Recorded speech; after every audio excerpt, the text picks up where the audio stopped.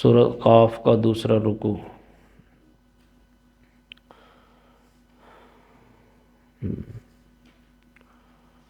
اعوذ باللہ من الشیطان الرجیم۔ وَلَقَدْ خَلَقْنَا الْإِنسَانَ، اور یقیناً ہم نے پیدا کیا ہے انسان کو، وَنَعْلَمُ مَا تُوَسْوِسُ بِهِ نَفْسُهُ، اور ہم جانتے ہیں جو اس کے دل میں وسوسے آتے ہیں، وَنَحْنُ أَقْرَبُ إِلَيْهِ مِنْ حَبْلِ الْوَرِيدِ، اور بے شک ہم اس کی رگِ جاں سے بھی زیادہ اس کے قریب ہیں۔ تو اس کی کل تفسیر ہو چکی تھی۔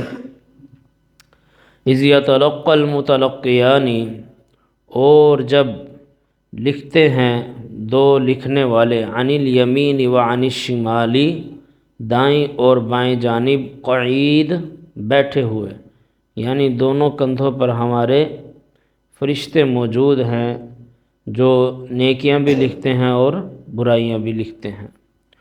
ما یلفظ من قول الا لدیہ، ما یلفظ من قول، اب انسان اپنی زبان سے کوئی لفظ نکالتا نہیں ہے، الا لدیہ رقیب عتید، مگر وہ اسے لکھنے کے لیے تیار بیٹھے ہوتے ہیں۔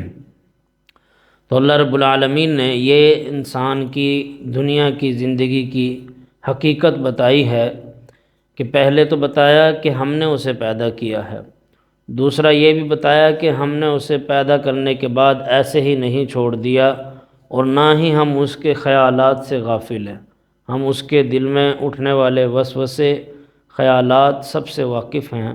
اور پھر یہ بھی بتایا کہ ہم اس سے دور نہیں ہیں، ہم اس کے بہت قریب ہیں، وَنَحْنُ أَقْرَبُ إِلَيْهِ مِنْ حَبْلِ الْوَرِيدِ، اور پھر یہ بھی بتایا کہ وہ اکیلا نہیں ہے، اس کے ساتھ ہم نے فرشتوں کو بھی جوڑا ہوا ہے، تو وہ کوئی بھی اچھا یا برا عمل کرتا ہے تو فرشتے اسے نوٹ کر رہے ہیں، یعنی اس کا سارا ڈیٹا محفوظ ہو رہا ہے۔ اور آج اس کو سمجھنا کوئی مشکل نہیں ہے، جب ایک چھوٹے سے میموری کارڈ میں اتنے ہزاروں جی بی کا ڈیٹا آ جاتا ہے، جس میں آپ دیکھتے ہیں لوگوں کی پوری پوری زندگیوں کی سٹوریاں موجود ہوتی ہیں، ایک ذرا سی جون سی ڈیوائس ہوتی ہے، اس کے اندر بندہ کئی سو سال کا ڈیٹا سیو کر سکتا ہے۔ تو اللہ رب العالمین تو قادر ہے کہ وہ انسان کے ایک ایک لمحے کو محفوظ کر لے۔ تو فرمایا وہ کوئی بھی عمل کرتا ہے، اس کے دائیں اور بائیں جانب اس کے اچھے اور برے اعمال لکھنے والے فرشتے موجود ہوتے ہیں۔ اور پھر یہ بھی بتایا کہ ابھی وہ زبان سے کچھ نکالتا نہیں ہے کہ پہلے ہی وہ تیار ہوتے ہیں، یعنی فرشتے منہ لگائے ہوئے ہیں کہ کہاں یہ انسان زبان سے کوئی الفاظ نکالے یا ہاتھ سے کوئی حرکت کرے اور ہم اسے محفوظ کر لیں۔ اور یہاں یہ بھی سمجھ لیں کہ فرشتوں میں غلطی والا عنصر ہی نہیں ہے کہ وہ مسٹیک کر جائیں گے یا ہم اس سے بچ جائیں گے یا غلطی ہو جائے گی۔ پھر آگے اللہ رب العالمین بتا رہے ہیں، یہ تو بات ابھی تک ہو رہی تھی دنیا کی زندگی کی، اب آگے اللہ رب العالمین بتا رہے ہیں کہ اس سب کے بعد کیا ہوگا۔ اللہ فرماتا ہے وَجَاءَتْ سَكْرَةُ الْمَوْتِ بِالْحَقِّ، اور آ گئی موت کی بے ہوشی اپنے حق کے ساتھ، یعنی اسے آنا ہی تھا ہر حال میں۔ وَجَاءَتْ سَكْرَةُ الْمَوْتِ بِالْحَقِّ، اور آ گئی موت کی بے ہوشی حق کے ساتھ۔ ذَلِكَ مَا كُنْتَ مِنْهُ تَحِيدُ، یہ وہ ہے جس سے تو بھاگتا تھا، جس سے بچ کے بھاگتا تھا۔ موت ایک ایسی حقیقت ہے کہ جس سے کوئی بچ ہی نہیں سکتا اور جس کا کوئی انکار ہی نہیں کر سکتا۔ اللہ کے انکاری پیدا ہوئے ہیں لیکن موت کا انکاری کوئی پیدا نہیں ہوا، یعنی موت کو ایک کافر بھی مانتا ہے، مشرک بھی مانتا ہے، باغی بھی مانتا ہے، مسلم بھی مانتا ہے، ہر انسان موت کو مانتا ہے۔ کل نفس ذائقۃ الموت، ہر جان نے موت کا ذائقہ چکھنا ہی چکھنا ہے۔ ثم الینا ترجعون، پھر اسی کی طرف لوٹ کر جانا ہے۔ تو اللہ رب العالمین قرآن مجید میں ایک اور مقام پر فرماتے ہیں کہ چاہے تم مضبوط قلعوں میں بند ہو جاؤ، تمہیں موت وہاں بھی آ پکڑے گی۔ یعنی موت کا کوئی علاج نہیں ہے، چاہے کوئی ڈاکٹر ہو، انجینئر ہو، کوئی بڑا عالم دین ہو، حتیٰ کہ اللہ کے پیغمبر ہی کیوں نہ ہو، موت ہر کسی کو آنی ہے۔ اس دنیا سے انسان نے جانا ہی جانا ہے، اور واپسی کا کوئی راستہ بھی نہیں ہے۔ موت کے لیے ٹینشن اس لیے لینی چاہیے کہ اس کی کوئی ریکوری نہیں ہے، دوبارہ پیچھے مڑ کے آ کے ہم اسے ٹھیک نہیں کر سکتے۔ کل ایک لڑکا مجھے کہہ رہا تھا، کہتا ہے قاری صاحب یہ جو مر جاتے ہیں لوگ، یہ واپس کیوں نہیں آتے؟ کیا یا مجھے لگتا ہے، کہتا ہے مجھے لگتا ہے دنیا کی ٹینشنوں سے آزاد ہو جاتے ہیں، اور شاید وہ زندگی بڑی خوبصورت ہے اس لیے وہ واپس نہیں آتے۔ تو میں نے کہا بچے وہ تو واپس آنا چاہتے ہیں، قرآن مجید کہتا ہے کہ وہ واپس آنا چاہتے ہیں۔ وہ تو کہتے ہیں اللہ ہمیں ایک موقع دے، فَأَصَّدَّقَ وَأَكُن مِّنَ الصَّالِحِينَ، پھر ہم صدقہ و خیرات بھی کریں گے اور نیکوکار لوگوں میں سے بھی ہو جائیں گے۔ پھر اللہ کہتا ہے وَلَن يُؤَخِّرَ اللَّهُ نَفْسًا إِذَا جَاءَ أَجَلُهَا، اللہ ہرگز مؤخر نہیں کرتا کسی کے وقت کو جب آ جائے موت کا وقت۔ تو وہ لوگ تو واپس آنا چاہتے ہیں کہ ہم دنیا کی زندگی میں واپس جائیں اور اب جا کر اپنے کام نہ کریں، اللہ کو راضی کر لیں، کسی طرح رب مان جائے، کیونکہ آگے تو بڑا لمبا سفر ہے۔ آگے جو نظر آ رہا ہے قبر کا منظر ہے، پھر قبر کے بعد آخرت ہے، پھر حشر کا میدان ہے، اللہ کا حساب کتاب دینا ہے، اور پھر جا کے جنت ہے۔ تو ہم جو بندہ مر جاتا ہے اس کی تو آخرت شروع ہو گئی، جو مر گیا اس کی قیامت شروع ہے۔ کیوں؟ کیونکہ وہ واپس نہیں پلٹ سکتا، واپس نہیں جا سکتا۔ اب ہم کہیں کہ ہم پیچھے واپس عالم ارواح میں چلے جائیں اور اللہ کو کہہ دیں اے اللہ ہم نے کوئی وعدہ نہیں کیا تھا، اب تو آ گئے۔ وہ ایک بندہ مجھ سے ایک دن جمعے کے بعد سوال کر رہا تھا، قاری صاحب یہ شیطان جو بہکاتا ہے تو پھر اس کا کتنا اختیار ہے، اور قیامت کے دن کس کس طرح ہوگا، مجھے یہ بات بھی سمجھ نہیں آتی، یہ بات بھی سمجھ نہیں آتی، یہ بات بھی سمجھ نہیں آتی۔ یعنی وہ شکوک و شبہات کا شکار تھا۔ تو میں نے اسے کہا کہ باقی ساری باتیں چھوڑو، آپ یہ سمجھ لو کہ آپ سمندر کے کنارے کھڑے تھے اور آپ کو کسی نے پانی میں دھکا دے دیا۔ اب جب پانی میں دھکا دے دیا، اس پانی میں جانے کے بعد آپ یہ سوال کرتے رہو گے جبکہ آپ کو تیرنا بھی نہیں آتا کہ مجھے پانی میں دھکا کس نے دیا ہے، پہلے مجھے یہ بتاؤ پھر میں پانی سے باہر آؤں گا۔ کیا خیال ہے؟ جب بندہ پانی میں گر جاتا ہے وہ سب سے پہلی چیز کیا ہونی چاہیے کہ بھائی جیسے بھی کر کے زور لگا کے پہلے اس پانی سے نکلو، جان بچا لو، بعد میں پوچھتے رہیں گے کیا کیوں، کیا ہوا تھا، کس طرح ہوا تھا، کیوں کیا تھا۔ تو میں نے کہا اللہ نے اس دنیا کی زندگی میں بھیج دیا اور اس نے بتا دیا یہ آزمائش کی جگہ، اور موت آ گئی، اس کے بعد واپسی کا راستہ نہیں ہے۔ تو جب پتہ ہے اللہ نے بھیجا ہے تو پہلے اس دنیا سے تو نکلو 50-60 سال کی، ادھر تو کامیاب ہو جاؤ، ہاتھ پاؤں مارو اللہ کو راضی کرنے کے لیے، محنت کرو، آگے جا کے ہزاروں لاکھوں کروڑوں سال کی زندگی پڑی ہے ان سارے سوالوں کے لیے، بیٹھے ہوئے وہاں کرتے رہنا اللہ سے جو مرضی سوال۔ تو یہ سوال و جواب میں اس زندگی کو ضائع نہیں کرنا چاہیے، اتنے سوال جواب ہونے چاہیے کہ بس بندے کو بات سمجھ آ جائے، باقی ہر چیز کی نٹی گٹیز میں اور بہت چھوٹی چھوٹی گہرائیوں میں جانا اور پوچھنا، وہ جتنا زیادہ پھر علم ہوگا اتنا زیادہ پھر اس کو محفوظ بھی کرنا ہے۔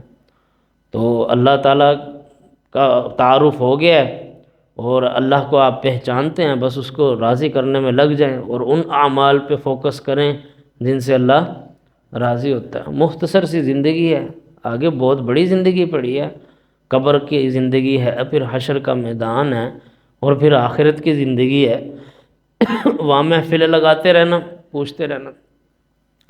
تو فرمایا وجاءت سکرۃ الموت بالحق، آ گئی اور آ گئی موت کی بے ہوشی اپنے حق کے ساتھ، یعنی اس نے تو آنا ہی آنا تھا۔ ذالک ما کنت منہ تحید، یہ ہے جس سے تو بھاگا کرتا تھا، انسان بھاگتا تھا، تو یہ وہ حقیقت ہے جس سے کوئی منہ موڑ سکتا نہیں۔ یعنی اسی لیے جناب محمد الرسول اللہ صلی اللہ علیہ وسلم نے ہمارا تعلق بھی اللہ کے ساتھ جوڑا ہے، کیونکہ اگر آپ صلی اللہ علیہ وسلم نے ہمیشہ رہنا ہوتا تو آپ صلی اللہ علیہ وسلم فرماتے اگر کوئی بھی مسئلہ ہو چلو بھائی میرے پاس آ جانا، مجھ سے پوچھ لینا، کوئی بھی بات ہو میں ادھر ہی ہوں دنیا کی زندگی میں، لہٰذا آ جانا اور بات کر لینا۔ لیکن آپ صلی اللہ علیہ وسلم بھی جانتے تھے کہ میں نے ہمیشہ نہیں رہنا، اس دنیا کی زندگی میں ہر بندہ مسافر ہے، یہ تو سفر چل رہا ہے، کوئی چیز نہیں رکی ہوئی، یہاں کوئی چیز نہیں تھمی ہوئی، ہر چیز چل رہی ہے، ہم بھی چل رہے ہیں، اس کے علاوہ ہماری زمین بھی چل رہی ہے، پھر یہ پورا کا پورا نظام بھی چل رہا ہے، ہر چیز بھاگ دوڑ میں لگی ہوئی ہے۔ تو ایک دن یہ سفر جب ختم ہو جائے گا اس وقت سوال و جواب کریں گے، یہاں اتنا ٹائم نہیں ہے، یہاں تو اپنے رب کو راضی کرو، رب کو مناؤ، اتنا جان لو کہ ہمارا رب ہے ہمیں بنانے والا اور ہمیں موت دینے والا، اور ہم نے اس کے پاس لوٹ کر جانا ہے۔ باقی وہ اعمال جانو، اس کا علم حاصل کرو جس سے رب راضی ہوتا ہے۔ پھر آگے کا بتایا وَنُفِخَ فِي الصُّورِ، اور جب سور پھونکا جائے گا، ذَلِكَ يَوْمُ الْوَعِيدِ، یہ وعدے کا دن ہے، یعنی جس دن کا اللہ نے وعدہ کیا ہے کہ قیامت آ کر رہے گی۔ اب یہ وہ چیزیں ہیں جن سے آج لوگ بہت دور جا چکے ہیں، یعنی آخرت کا تعارف انہیں ہے لیکن یقین نہیں ہے۔ اور یہاں یہ بات سمجھ لیں کہ یقین پیدا ہوتا ہے عمل سے۔ کس سے پیدا ہوتا ہے؟ عمل سے۔ عمل سے یقین پیدا ہوتا ہے اور یقین سے عمل پیدا ہوتا ہے، دونوں ایک دوسرے کے ساتھ جڑے ہوئے ہیں۔ اب ایک بندہ کہے کہ مجھے یقین ہے آخرت پر لیکن میرے سے اعمال نہیں ہوتے، تو وہ یقین بھی اس کے دل سے جاتا چلا جائے گا، اس کا دل یقین سے بھی خالی ہوتا چلا جائے گا۔ اور کوئی کہے کہ میں عمل تو کرتا ہوں مجھے یقین نہیں ہے، تو پھر عمل بھی اس کا ختم ہوتا چلا جائے گا۔ تو یہ ایک دوسرے کے ساتھ جڑی ہوئی چیزیں ہیں۔ انسان جتنے زیادہ اعمال کرتا ہے نیک، اگر اسے یقین نہیں ہے تو یقین پیدا ہونا شروع ہو جائے گا، اور اگر انسان کو پورا یقین ہے تو پھر اسے عمل کی طرف آنا ہی آنا ہوگا، اس کے بغیر گزارا نہیں ہے۔ تو فرمایا جب سور پھونکا جائے گا، ذالک یوم الوعید، یہ ہے وہ وعدے کا دن۔ وجاءت کل نفس معها، اور آئے گا اس دن ہر انسان، کل نفس، ہر انسان، کوئی بھی نہیں بچے گا، معها، اس کے ساتھ ہوگا، سائقن، ایک دھکیلنے والا، دھکا دینے والا، وشہید، اور ایک گواہ ہوگا۔ یہ دو فرشتوں کا ذکر ہے جو ہر انسان کے ساتھ قیامت کے دن ہوں گے اور اللہ کی بارگاہ میں اسے پیش کریں گے۔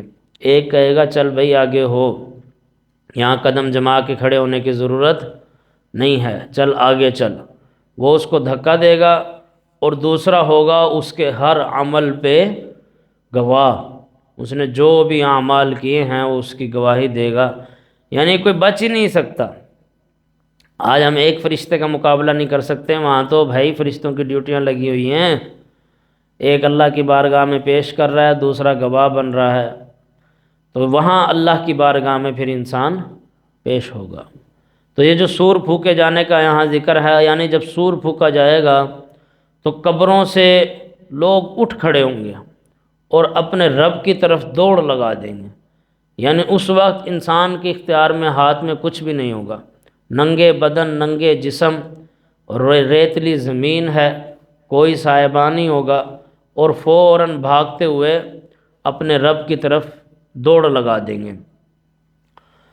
اور پھر اللہ فرشتوں کی ڈیوٹیاں لگائے گا۔ ایک فرشتہ اس میں ہوگا سائقن، آگے دھکیلنے والا، چل بھائی آگے بڑھ، و شہید، اور ایک ہوگا گواہ۔ لقد كنت في غفلة من هذا، یہ وہ ہے جس سے تو غافل تھا، غفلت میں تھا۔ آج کتنے ہی لوگ اپنی آخرت سے غافل ہیں، جبکہ انسان کو رونا چاہیے، گڑ گڑانا چاہیے اللہ کے سامنے کہ میرے کیا اعمال ہیں اور ان اعمال کے ساتھ کیا میں اپنے رب کے سامنے پیش ہو سکتا ہوں۔ اس چیز کی فکر ہونی چاہیے۔ کون اس دنیا سے کچھ لے گیا؟ ہر بندہ اس دنیا سے خالی ہاتھ گیا ہے۔ تو سکندر کے بارے میں آتا ہے کہ اس نے کہا تھا جب میں دنیا سے جاؤں تو میرے دونوں ہاتھ باہر کی طرف رکھنا، تاکہ دنیا والوں کو یہ پیغام مل جائے کہ جب سکندر دنیا سے گیا تو اس کے دونوں ہاتھ خالی تھے۔ یعنی جس نے اتنے ساری فتوحات کی، وہ بھی جب دنیا سے گیا تو خالی ہاتھ تھا۔ تو یہاں سے انسان نے کچھ بھی نہیں لے کر جانا، حقیقی دولت اللہ کی رضا ہے۔ تو اللہ فرماتا ہے لقد كنت في غفلة من هذا، یقیناً یہ وہ ہے جس سے تو غافل تھا، اس بارے میں غفلت میں تھا۔ فَكَشَفْنَا عَنْكَ غِطَاءَكَ، بس ہم نے تیرے وہ پردے ہٹا دیے، جو تیرے آنکھوں پر پردے پڑے ہوئے تھے ہم نے وہ ہٹا دیے۔ فَبَصَرُكَ الْيَوْمَ حَدِيدٌ، بس آج کے دن تیری نظر بڑی تیز ہے۔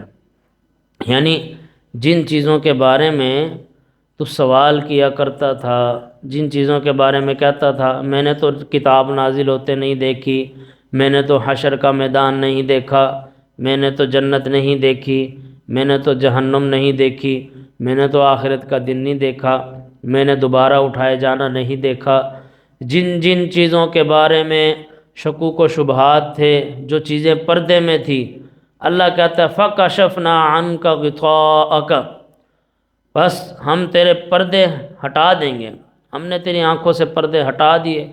فَبَصَرُكَ الْيَوْمَ حَدِيدٌ، بس آج کے دن تیری نظر بہت تیز ہے، آج کے دن تو بہت دور تک دیکھ سکتا ہے۔ لیکن کیا اس دیکھنے کا کوئی فائدہ ہوگا؟